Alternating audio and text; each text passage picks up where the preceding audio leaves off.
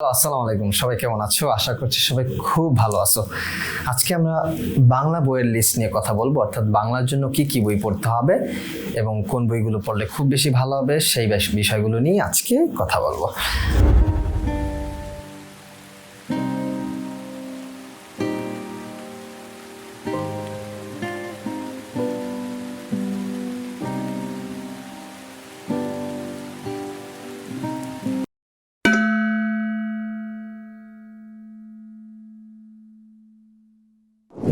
So দেখো, আমরা বেশ কিছু বইয়ের নাম লিখে রেখেছি এবং কিভাবে পড়লে খুব ভালো মার্কস ক্যারি করা যায় সেই ব্যাপারগুলো নিয়ে আজকে আমরা খুব শর্টলি আলোচনা করব। প্রথমেই বাংলায় আসে ব্যাকরণ বা গ্রামার।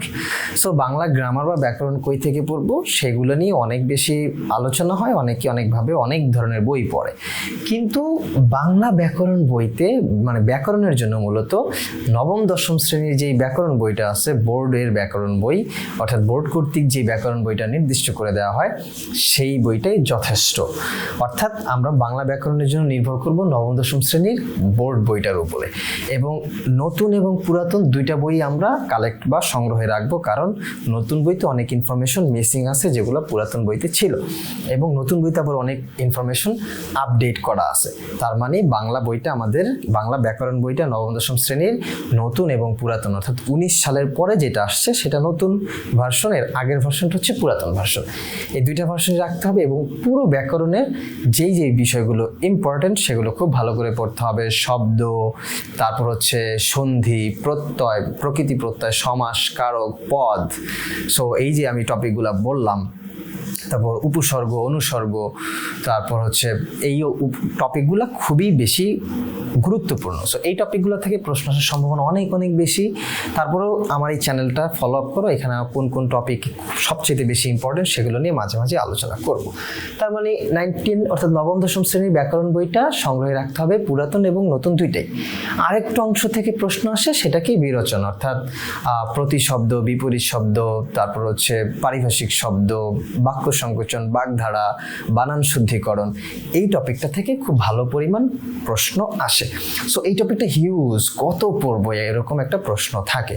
তবে বিগত বছরের প্রশ্ন ঘেটে যেটা দেখা গেছে, এইচএসসিতে যে বোর্ড কোশ্চেনগুলো আছে, অর্থাৎ 2000 থেকে 2022 সাল বা 21 সাল পর্যন্ত এইচএসসি বোর্ড পরীক্ষায় এই কোশ্চেন মানে এই টপিকগুলো থেকে যেই যে প্রশ্নগুলো আসছে সেগুলো most important.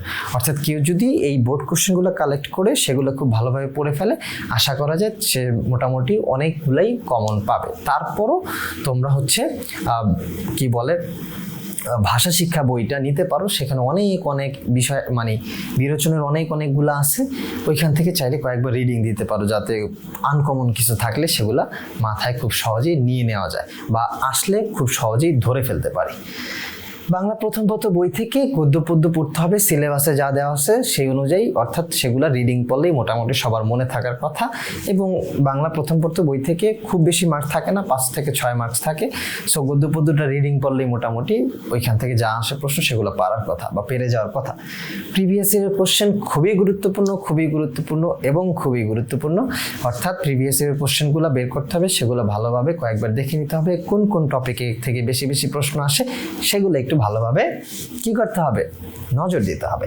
Daily exam, Bangla same মনে থাকে না, বারবার ভুলে যাই, এই জন্য প্রতিদিন বা একদিন পর পর এক্সামের অংশগ্রহণ করতে হবে, পরীক্ষা দিতে হবে, যাতে জিনিসগুলো বারবার মাথায় থাকে।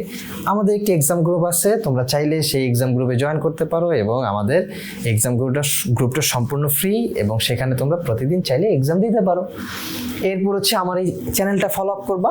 এই চ্যানেলে মোটামুটি মাঝে মাঝে আমরা এই সব টপিক নিয়ে কথা বলবো, আলোচনা করব, যাতে তোমাদের অনেক বেশি হেল্পফুল হয়। তো আশা করতেছি বাংলা বুক লিস্ট নিয়ে যেই তথ্য দিলাম, যে ইনফরমেশন দিলাম, সেগুলো তোমাদের কাজে লাগবে এবং সেই অনুযায়ী পড়াশোনা করতে পারবা। আজকের মতো এখানে শেষ। সবাইকে ধন্যবাদ। আল্লাহ হাফেজ।